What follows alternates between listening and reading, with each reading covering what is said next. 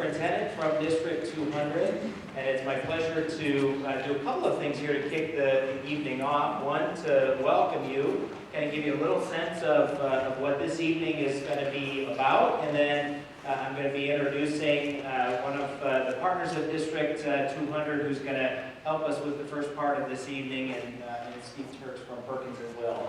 I do want to do just a couple of quick recognitions as we start. I've got 4 members of the Board of Education with us this evening to kind of learn along with everybody tonight, as well as have an opportunity to hear from you in terms of feedback. We've got Brad Paulson, Vice President of the Board, Mr. Jim Gorman, President of the Board, Chris Crabtree, the Secretary of the Board of Education, and Jim Matheson. So thanks for being here tonight.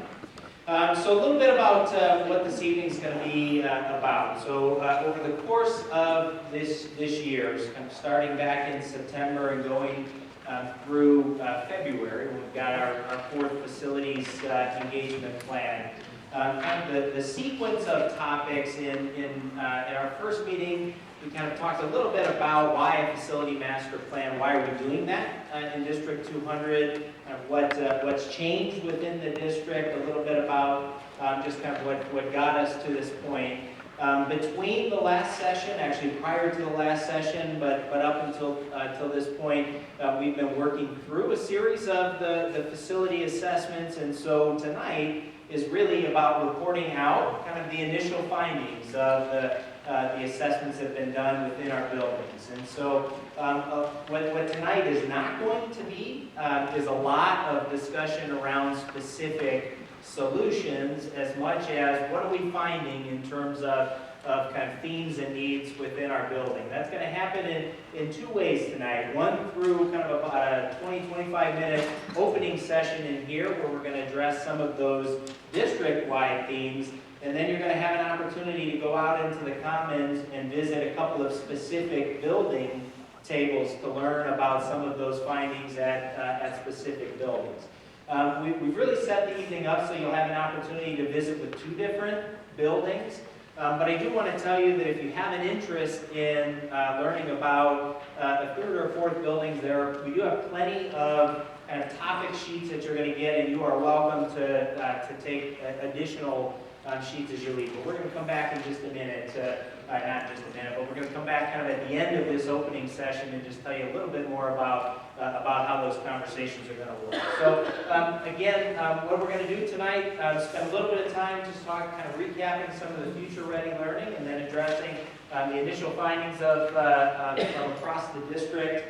And then we're going to do a couple of different table sessions as we go through. And so I think I've kind of covered what our objectives are, but what we hope you leave here with tonight is a good understanding of some of those kind of district-wide facility needs that we intend to address as we move into the spring. You're going to have an opportunity to talk a little, to give us some feedback about some of those facility needs that really resonate with you, that you find as things that are important for us to make sure that we do address as we start to then talk about solutions and priorities, and really help to guide this conversation going forward. And again, I want to be real clear on the front end. Why are we doing this community engagement session now? We have not specified a very specific facility plan. There's not a specific plan on the table. We wanted to give the community a real clear opportunity to work with us through the development of this master facility plan, help us to identify and prioritize needs before the Board of Education ultimately works here in the spring to put together a very specific master facility plan. So, and with that as an introduction tonight, I'm going to introduce Steve Turks, who works with Perkins and Will. That's the architectural firm that the district's been working with to guide us through the facility master plan. He's going to take us through the first part of the evening. Steve. Well, thank you. Excuse me. Thank you, Dr. Schuler. So let me see a show of hands, if I could, real quickly. If you were here for the first community engagement session, would you put your hand up in the air just real quick? Okay, so maybe about half. That's great. A little bit about what we talked about at that first session was change. And Dr. Schuler did a great job of sort of laying the groundwork in terms of how education has changed. And we talked a little bit about how facilities need to change to meet those changing educational needs. But suffice to say, without spending a lot of time talking about it again, clearly the landscape has sort of been shifting below our feet relative to our economies, changes in society, and so forth. And the expectations of my kids and of your children in terms of what they're going to face when they get out into that competitive workplace as they go on to college is different than it was when I was in college, and certainly when my parents were in college. So I would ask you, when was the last time you pulled an encyclopedia off the shelf? Right? More likely, you picked up your phone out of your pocket if you needed to find some piece of information. You Googled it. It's sort of across the bottom of the slide. If you think about for just a second what this device has replaced in your life, the laundry list actually can get pretty long. For me, I don't wear a watch anymore. I don't have an alarm clock anymore. I don't have a GPS in my car anymore because I use my phone. And the list goes on and on, right? So it's certainly our youngest kids, my kids are technology integrators. They understand, they're comfortable with technology. And so we need to acknowledge that in terms, especially when we're thinking about technology in our schools. This is, I showed this image at the first community engagement session, so somebody in here knows the answer to it, I bet. But this is an image of, does anybody remember? So this is Wheaton High School, an early image, and this was the way schools were designed for years and years and years. Right? Kids sitting in rows, teacher at the front, as opposed to the way learning wants to happen today to meet the needs of learners, and that is a much more engaged type of environment where students are most likely working in groups, in collaborative groups, very often working with technology, having multiple sources of technology in the room to allow engagement at any number of different levels. Those sort of collaborative skills are something that we're looking for, certainly in the workplace, and skills that our students need to have. We know the research would tell us that students that not just read and hear something, information, but are expected to experience it and perhaps even teach it back to their peers, the retention of that information is much higher. So how can we provide those opportunities in our schools today? And we know that as students head off to college, colleges today aren't just looking at their test scores, they're looking at a whole body, a portfolio of work that students might bring with them. So it's a lot of experiences that come to bear in terms of getting into college. One of the concepts that has been introduced over the last several months is what the district is doing around FIT. FIT's an acronym. It stands for the Future of Instruction and Technology. There are 7 circles surrounding the center here that each have a very focused area that is being worked on by the district. This year, the 2 that are the focus are around collaboration creation and standards mastery. From my opinion, I think that's very appropriate. We're looking for those collaborative skills, those opportunities for students to collaborate in schools today. And we certainly know that having mastery of the standards is just an expectation today. So those are great first steps for the district, but these others are coming behind, coming along with in the future. So as we were looking at the facilities, we had this in mind in terms of where is the district heading from an educational standpoint. How is the district setting up their curriculum to meet the needs of learners, both now and in the future?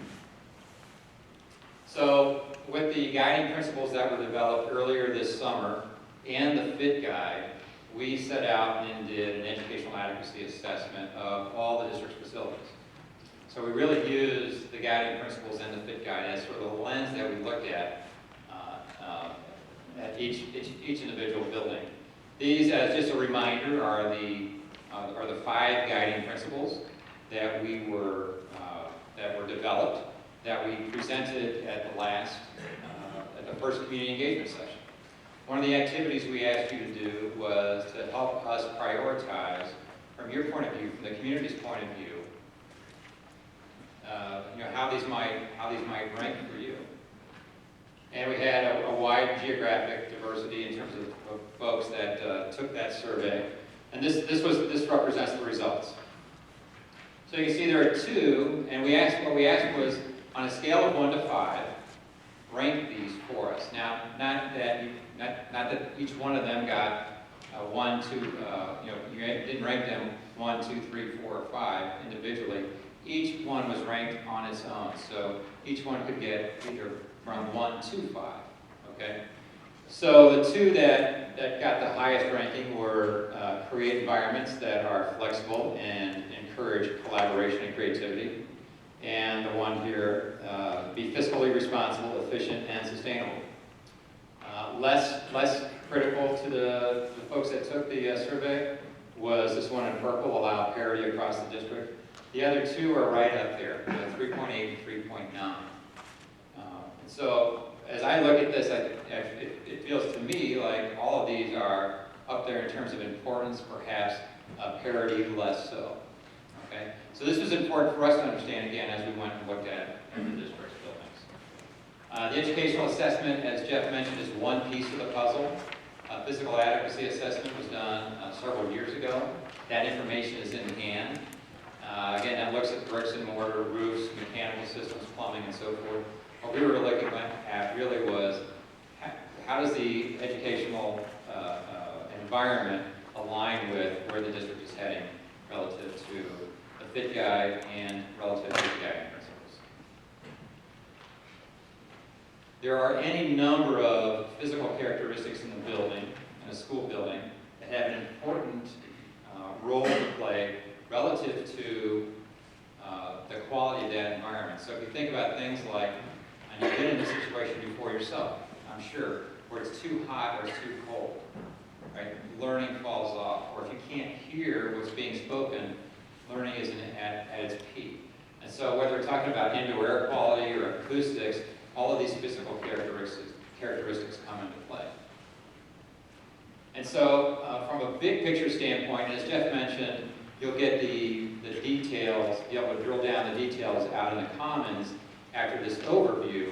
But from the big picture standpoint, there are 7 categories on the screen now that we'll drill down into a little bit more detail, but still from a big picture standpoint. We'll look at classroom furniture, technology, small and large group spaces, building security, library and learning commons spaces, science spaces, and lastly, we'll look at Jefferson. So those are sort of the overarching themes that we'll look at now in a little bit more detail. Classroom furniture, and when we think about sort of a future-focused or a future-ready classroom, classroom furniture is a big deal. This was often an overlooked component in schools for years and years, but there's really been a really growing recognition of the importance of furniture in the learning environment over the last, I would say, 5 to 10 years. The desks that you see here are a very, very typical desk throughout the United States. We call it the desk-chair combo. It was designed for classrooms configured in rows and columns. It's not so good at allowing students to collaborate, because when you push these desks together, the tops of them are slanted. Right? So you don't get sort of this common tabletop that you might get with other types of furniture. They're hard plastic, metal, they're a bit heavy and cumbersome to move around. And this is another common site in the district, is sort of a mismatch perhaps between a chair glide, the part that interacts with the floor, and the surface of the floor. So the solution is sort of made up of putting tennis balls on the bottom of furniture, of chair legs, to reduce sound and to prevent the marring of the floor. But there are some outliers in the district. There's at least one classroom that's using sort of these yoga balls, which the kids seem to really like. Allows them to move a little bit. as human beings, our bodies are actually built to move. We're not built to be static in one position. So having furniture that allows that to happen is actually a positive thing in the school environment. There are other classrooms, like here at South, where the furniture, the chairs, are on casters so they can move. They have pneumatic lifts so they can move up and down. Because all ninth graders aren't the same size. Right? When my son, my oldest son, graduated from 8th grade, he weighed a total of 87 pounds. He was not the biggest kid in his class. But these desks allow the desks to come together to meet and allow nice collaboration to happen between students. So you've got some great examples in the district already. So how can we extend those into other spaces in the district that allow furniture sort of at the click of a finger to be forward-facing in a lecture mode, or be oriented in small groups, or sort of UN style, seminar style, and it's the furniture that allows that to happen. So without actually changing the space, the furniture makes a huge leap forward in allowing some more collaborative and future-focused types of learning to happen. Your library learning commons, we think, are a huge opportunity. The good news is, in terms of not only classroom sizes in general, but in terms of your library sizes, they're actually relatively decent-sized spaces. But we feel like there's huge opportunities in there to sort of think about those and perhaps re-envision how they get used. Here's an example from Washington, where one thing you'll notice about these is the bookcases are on casters, right? They're on wheels that allow those to be moved around. That's kind of a nice thing because you can get those out of the way and use the space for something else, or you can use the bookcases to begin to define smaller spaces in the library. But the library today is not this quiet space where you go to grab a book off a shelf and sit down and read it. It is that, but it's much more than that. So the pendulum has shifted from a place to go to consume information to the place to go to create information. We're trying to encourage that shift in our students today from just being consumers to being creators, being innovators. Spaces like this are very common in your libraries across the district today, not as intensely used as they were when they were put in, right? Because much more of the technology is mobile today.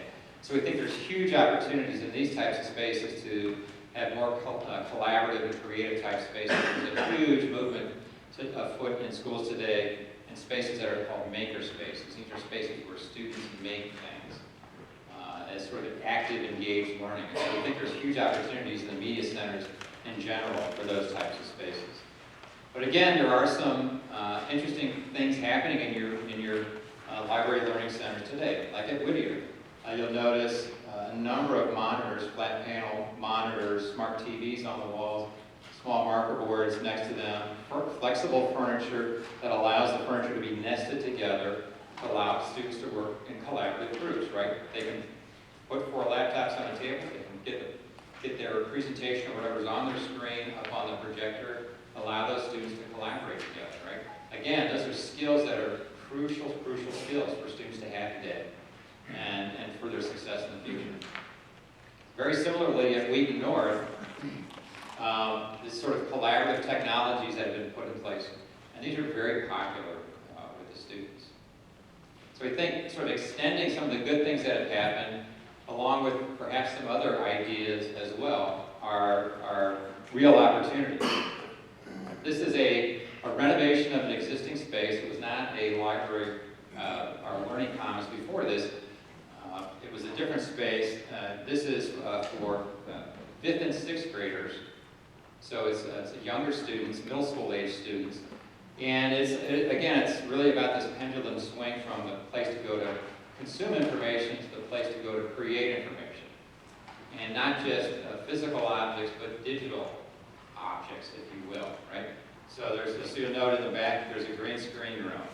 Sort of thought about this as the Genius Bar that you might see in an Apple store, right? So it's places where students can collaborate, softer seating types of spaces.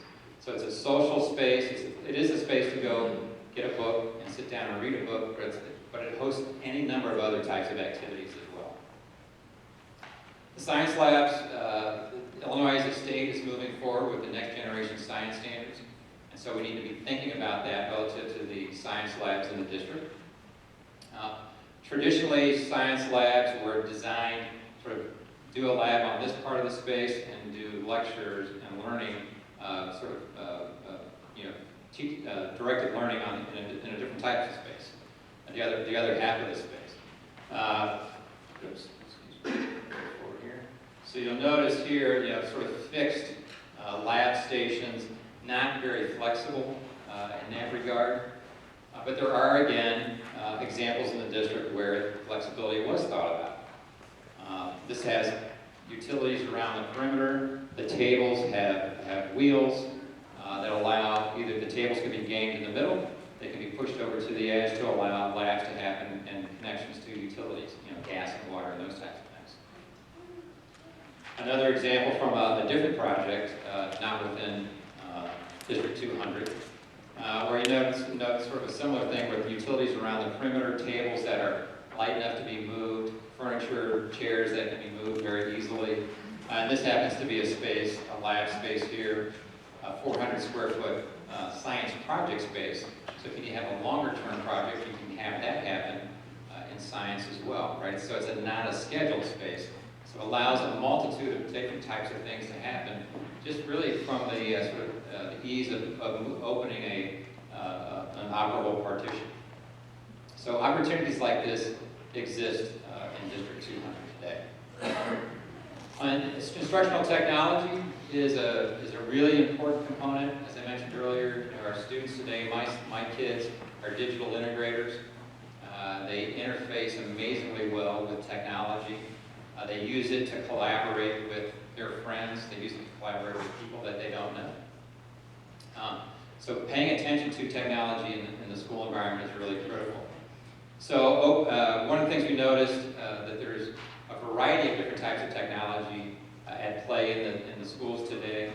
Those have been sort of locally sourced and locally funded. The district is moving towards a standard as that technology reaches its end of its useful life. It's being replaced with more of a district-wide standard. So you can see here an example of a smart board with a ceiling-mounted projector. But the new standard really is to a smart TV that it's got a reasonable first cost, it's got a longer life, you're not replacing projector bulbs, for instance. It allows a lot of different types of things to happen with it. It's not as big an issue with glare and so forth. So it's an important component of the learning environment, that interface with technology. One of the things we know about schools that were designed for education 50 years ago is it was a lot of similarly sized spaces. And the reason for that was because the instruction that was happening was very similar from room to room to room. Mainly, again, teacher at the front, students sitting in rows.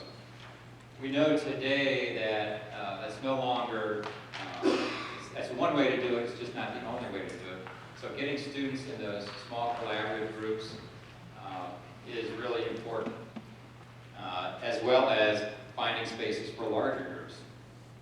One of the things that you will find in districts across the United States, and Wheaton is no exception, is oftentimes when those small types of groups are trying to happen, it gets pulled out into the corridor. So those might be small groups around collaboration. They might also be a one-on-one instruction, interventions that the district does and on any number of different levels throughout the school day. You might also find students, for instance here at Franklin, practicing instruments in the hallway because other spaces aren't available for them to do that. But one of the things the district does have in a number of schools, in a number of locations, are operable partitions that allow spaces to connect to each other. So that's, we think, an interesting opportunity to have a smaller space become a bigger space to allow larger groups to assemble.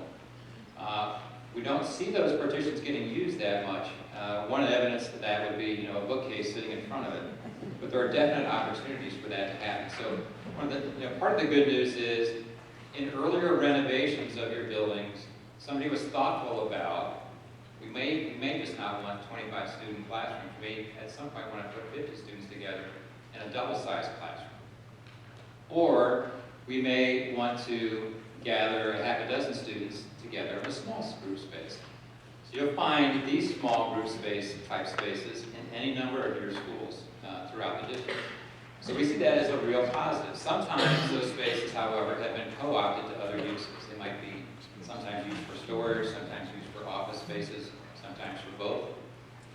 Sometimes for both of those plus small group spaces. I mentioned the flexibility that can come with the operable partition. So this is an example of what that might look like. As partitions are open, students can reconfigure themselves. The furniture is highly flexible. That might allow a team of students to get together. So this might be 75 students getting together for a larger group type of activity. And then these sort of niche spaces that occur that are very intentionally designed around small groups to happen in corridors. One of the things about that sort of connective tissue, that corridor in the school today, is it's very useful space. It was mostly thought about 50 years ago as just a way to get from point A to point B, but let's make all the space in the school work really hard for the kids in the school. Lastly, we want to focus some attention on Jefferson. Jefferson is the district's early childhood program. It's a program that's a mandated program. It exists in a number of different locations in the district, which I'll talk about in just a moment. We had an early childhood specialist actually join our team to do a deeper dive into Jefferson. Dr. Judy Helm has made her career of early childhood education, and so she helped us assess Jefferson. There's any number of different issues at Jefferson that I'd like to share with you. One of which is the classroom size in general is smaller than it should be at Jefferson. Jefferson is one of the buildings in the district that really hasn't seen a major renovation or overhaul in its mechanical systems, for instance. So you'll see window air conditioners are very common at Jefferson. And with this age group of student and any number of students that might have special needs, that sort of acoustical environment in those classrooms becomes an issue for them, right? Little kids especially, if they miss a word, right? You know, because of the ambient noise in the classroom, if they miss that word, they miss the meaning, okay? So we need to think about the acoustical environment in the classroom. This is a chart that helps you understand where the early childhood program is in the district. So the bulk of it is at Jefferson, but there are other parts of it at 3 other elementaries, Madison, Whittier, and Johnson. Okay, so ideally, that would all be together, so that the synergies between those programs could be in one location. But the physical reality of the Jefferson site, the Jefferson building, is just not big enough to house all the needs for the program in one location. As you probably know, Jefferson was a former elementary school that's now being used as the district's early childhood center. And so the spaces that are there weren't really designed for early childhood education. So any number of the special needs types of spaces, like, for instance here, the occupational therapy, the physical therapy, the OT/PT space, are happening sort of in makeshift space. The spaces have been converted that really aren't of the size and the quality that they should be. This one, another OT/PT space, is actually at the end of a corridor, just sort of behind you in this image would be doors that would take you outside. So the distance from classrooms to these spaces is an issue, especially for this demographic of student, and the space itself is also an issue. There's any number of special support spaces that are necessary with this age group of students. And storage is an issue.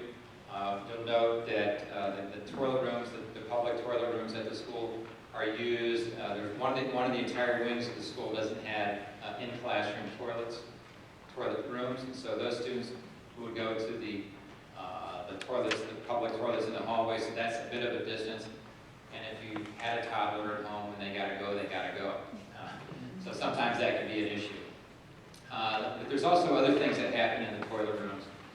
For instance, here, there's a changing station, and so when that's needed to be used, other students can't be in there. So we get long lines of students in the hallway waiting to use the toilets. I mentioned the classroom size. Dr. Helm felt the classrooms should be approximately about 200 square feet larger than they are. We think we have little bodies, so why do we need larger classrooms? Well, this age group of students has a lot of manipulatives. There's a lot of stuff in these classrooms. Classrooms aren't really large enough to have that stuff stored efficiently and sort of out of sight, so what you see is very typical here. It's all over the place. The numbers on here, we might think of 15 students with a teacher, but the reality at Jefferson is because of the special needs of the students, it's rare that you never see one teacher in a classroom. This day when we were there were half a dozen teachers, so it's not just the little kid bodies, it's the big adult bodies in the room with them that are an issue relative to the size of those spaces. I mentioned storage. Storage in the classrooms is an issue at Jefferson. General storage in the building is an issue as well. We'll see here that a fair amount of space in what was the original gym at Jefferson, which is really used as a large muscle space now, has been sort of co-opted to general storage in the building. There are any number of accessibility issues. There is a ramp that takes you down. You'll see in the background here a playground, but this is where buses come in. And sort of getting to this playground is an issue. You have to sort of walk around with small children that driveway to get to this. And so that represents an issue. The playground itself is not accessible if you have a student that's in a wheelchair, for instance. As opposed to classrooms that are appropriately sized, that have ample daylight, have good mechanical systems. These rooms have sound reinforcement, so the teacher can wear a lanyard, students can hear every word that's said. There's, like as I mentioned, there's ample storage, and there's just more of a calm feeling in these classrooms when they're not so, I would say, cluttered with stuff. The playground here is sort of a contained space. It's accessible right from classrooms and right from the building without going around parking or around driveways. And so those sort of relationships are really, really important. So as we look at Jefferson as a whole, there are any number of issues that we really need to tackle at that facility. Building security, overall the district, there's always a security checkpoint at every main entry door, so that's a very positive thing. There's any number of best practices we need to think about relative to security, from access control, visitor control, and so forth. A very typical diagram for this is what you're seeing on the screen now. So if you can imagine the outside of the school here, somebody enters a vestibule, the interior doors of the vestibule are secure. Even this door from the side of the vestibule into a main reception area of the school could be locked. Some districts would decide not to lock it, but it could be locked. Where people are checked in the office before they're allowed to go back out of the school. Now, some of your schools have this and some don't. And so this would be sort of a best practice that we would try to achieve sort of across the board. We think there's huge opportunities in any number of your common spaces that are somewhat underutilized now. So the good news is these are spaces that are there. So we need to think about and be creative about how they get used. Whether this becomes a sort of a common space, a collaborative type space for any number of different types of functions is a possibility. And the same thing is true with the outdoor spaces. We need to think about the outdoor spaces as hard as we think about the indoor spaces. Not all learning needs to happen in a classroom or in a lab. It can easily happen outside as well. And so you've got some great outdoor spaces. We need to think about those on an individual school basis. So that really completes the sort of overview of the educational adequacy assessment. Again, you'll get a more detailed picture out in the comments.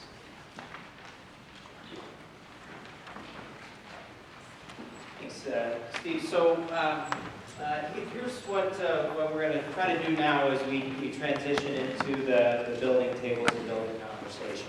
So I think Steve mentioned at the onset that there's really two components to the facility master plan. There's the educational assessment, a lot of the pieces that Steve was just talking about.